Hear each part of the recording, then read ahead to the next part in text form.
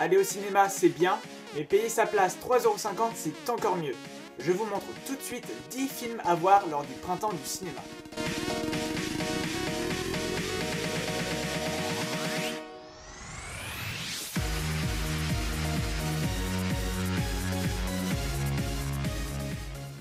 La fête du cinéma c'est du dimanche 22 mars au mardi 24 mars. La place est à 3,50 € donc c'est un prix dérisoire. Donc foncez dans vos cinémas voir plein de films. Afin de vous aider, j'ai fait une petite liste de 10 films qui sont intéressants de voir lors de ce printemps du cinéma. Alors il se peut que les films que je vais vous présenter ne sont plus à l'affiche dans vos cinémas. Je me suis référé à mon secteur donc excusez-moi par avance si les films que je vais vous présenter ne sont pas dans vos cinémas. On commence avec American Sniper, donc un film de Clint Eastwood avec Bradley Cooper. Je vous l'avais déjà présenté dans les films à voir absolument en 2015. Vous pourrez retrouver la vidéo juste ici. Clint Eastwood, c'est un super réalisateur. C'est vraiment un film qui est encensé par la critique. Malgré toutes les sorties récentes, il ne faiblit pas.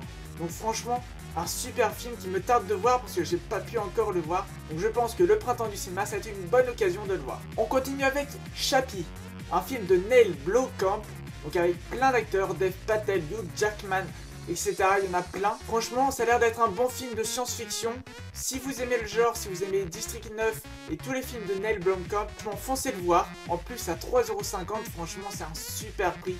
Il faut vraiment pas passer à côté. On continue avec Divergente 2, la suite de Divergente, que j'ai pu me procurer récemment en Blu-ray. Voilà, juste pour le petit spoiler du Cinéshop prochain. Voilà, donc Divergente 2, la suite de la saga Divergente, donc le deuxième tome. De ce que j'en ai entendu, c'est un très bon film, bien mené, bien plus dans l'action que le précédent. Ça a l'air d'être un très bon film. On a aussi Hacker, un film de Michael Mann, avec notamment Chris Hemsworth dans le rôle principal. Dans ce film, Chris Hemsworth serait là avec la police, voilà, pour essayer d'arrêter un hacker. Donc voilà, qui ferait un grand chamboulement, détruirait plein de choses sur son passage. Ça a l'air d'être un super film. En plus du Michael Mann, c'est franchement une valeur sûre. Avec de bons acteurs aussi, donc voilà, si vous avez 3,50 € à mettre dans un film, celui-là est pas mal. On continue avec The Voices. Alors The Voices, on me l'a chaudement recommandé dans les commentaires de ma vidéo, voilà, des films à voir absolument en 2015. Je ne l'avais pas mis, tout simplement parce que j'en avais pas du tout connaissance. C'est un film avec Ryan Reynolds et Gemma Arterton. Ça peut être sympa, voilà, ça a l'air d'être une comédie bien sympa, bon, un peu trash. Je me dis que ce duo-là peut fonctionner. N'hésitez pas à regarder les bandes annonces, à vous faire votre propre vie. Et voilà, si jamais ce film vous tente, allez-y. On continue avec une production Michael Bay, Project Almanac. Donc c'est une histoire de retour dans le temps avec des lycéens, voilà, qui vont profiter à fond de toutes les joies du retour dans le temps. Donc voilà, gagner au loto en ayant les bons numéros, pouvoir avoir une seconde chance entre guillemets dans la vie. L'histoire est franchement pas mal, le concept est vraiment pas mal, même si je pense qu'il a dû être déjà utilisé. Voilà, c'est un bon petit film. Alors bien sûr, Michael Bay, faut pas trop se prendre la tête non plus à chercher des scénarios compliqués et tout. Voilà, le cinéma est un divertissement, il l'a très bien compris. Et ça a l'air d'être un super film. Night Run avec Liam Neeson, Ed Harris et Joel Kinnaman. Encore, Liam Neeson doit sauver sa famille. Ça n'arrête pas, il fait que des rôles comme ça. Ça a l'air d'être un bon film, franchement. Alors, il faut aimer un peu ce genre-là. C'est pas du goût de tout le monde. En plus, on voit, voilà, maintenant, souvent Liam Neeson dans ces rôles-là. Mais voilà, il est toujours aussi excellent. Même s'il est un peu répétitif, il n'a jamais déçu.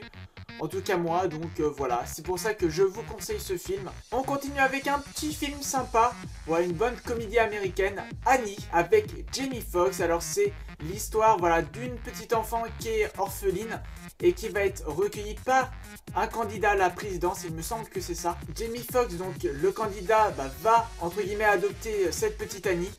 Et ça va être un peu un élément, voilà, pour se faire apprécier des électeurs.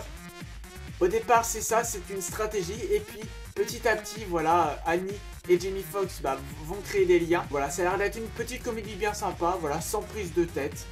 Donc, à voir avec ses enfants, etc. C'est toujours sympa. On termine bientôt avec Tracer, donc un film avec Taylor Lautner. Voilà, franchement, ça a l'air d'être un bon petit film. Sur une histoire de parcours et tout, voilà, où des gens vont faire des cambriolages, ils vont voler des trucs. Ils vont se servir du parcours pour échapper à la police et tout ça, et se faire plein de blé. Donc voilà, donc avec Taylor Lautner au casting, ça peut être sympa, voilà. C'est toujours pas prise de tête, de toute façon. faut pas chercher des scénarios alambiqués, etc.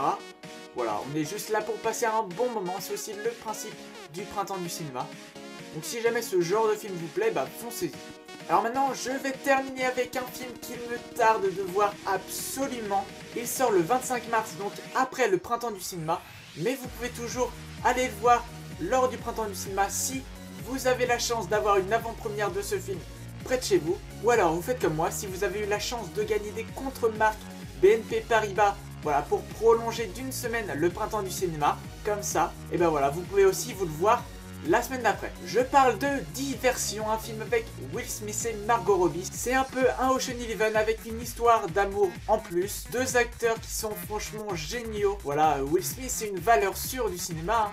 Et puis Margot Robbie c'est franchement une actrice à suivre durant ces prochaines années. C'est vraiment une actrice montante du cinéma. C'est des scénarios un peu vus et revus bien sûr, bien entendu. Mais voilà, c'est toujours sympa de se voir un petit film comme ça en plus. Voilà, Will Smith est un de mes acteurs préférés. Margot Robbie est magnifique et talentueuse. Si je devrais ne vous conseiller qu'un seul film à voir lors de ce printemps du cinéma, ce serait celui-ci. Si jamais vous avez la chance de pouvoir le voir en avant-première. Et puis franchement, même au prix classique des tickets de votre cinéma, franchement il vaut le coup. Voilà, cette petite vidéo est maintenant terminée. J'espère qu'elle vous a plu. N'hésitez pas à me dire dans les commentaires quel film vous allez voir lors de ce printemps du cinéma. N'hésitez pas non plus à liker et partager la vidéo si jamais quelques-uns de vos amis ne savent pas encore quoi aller voir lors de ce printemps du cinéma. Quant à nous, on se retrouve la semaine prochaine pour une nouvelle vidéo. Je vous parlerai du Cinéshop de mars, donc avec plein de Blu-ray, plein de DVD, même du jeu PC que je vous montrerai parce que j'ai des trucs à mon anniversaire. On se retrouve donc la semaine prochaine, portez-vous bien. Ciao.